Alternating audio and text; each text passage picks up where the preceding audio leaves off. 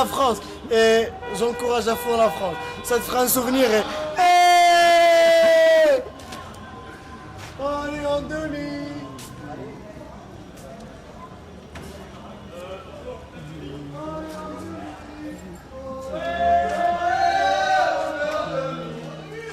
But when I arrived here, first thing I was in shock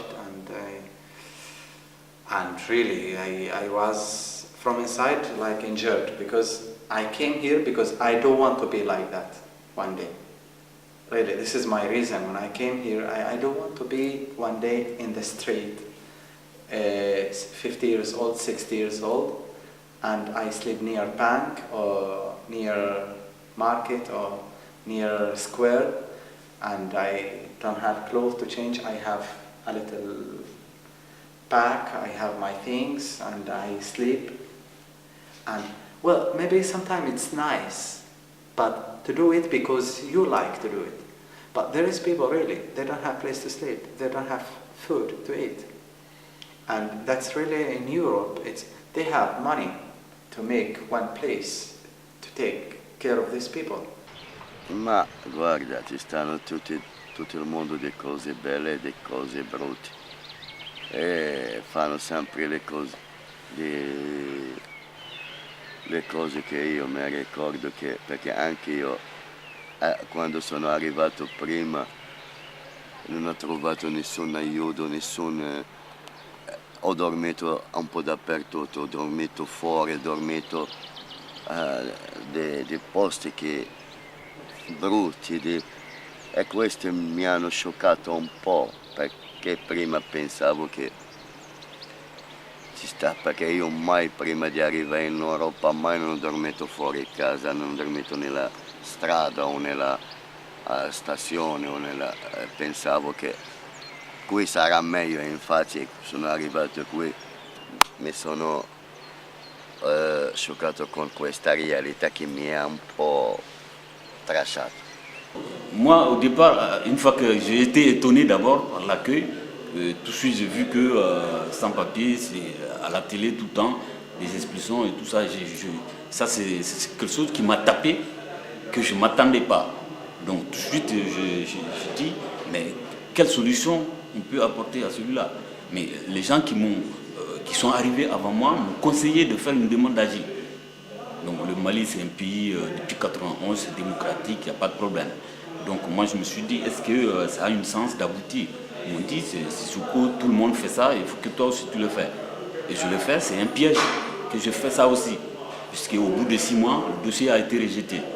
Donc moi, légalement en France, pendant les 13 ans, c'est uniquement 6 mois. I'm surprised about the system actually. It's very lazy system, very lengthy system for any sort of works here.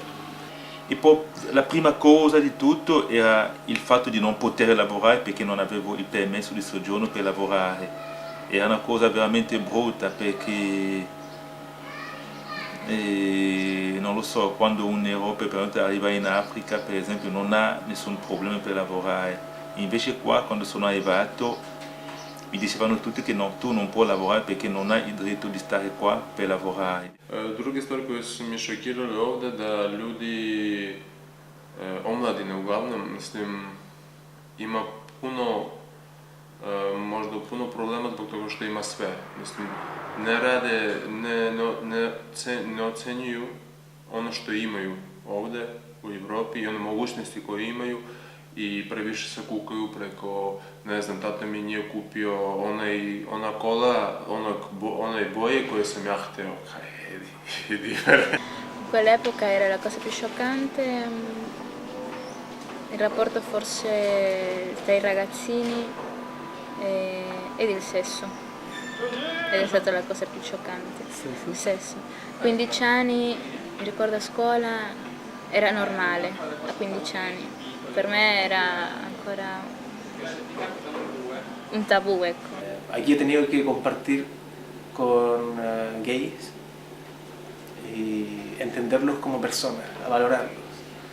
Y eso me ha parecido bastante fuerte al principio, ver parejas homosexuales en la calle, en el metro, naturalmente. como que fuera una pareja heterosexual. ¿Ah? Al principio fue muy chocante verlo, porque me parecía un poco violento, un poco no natural para mí.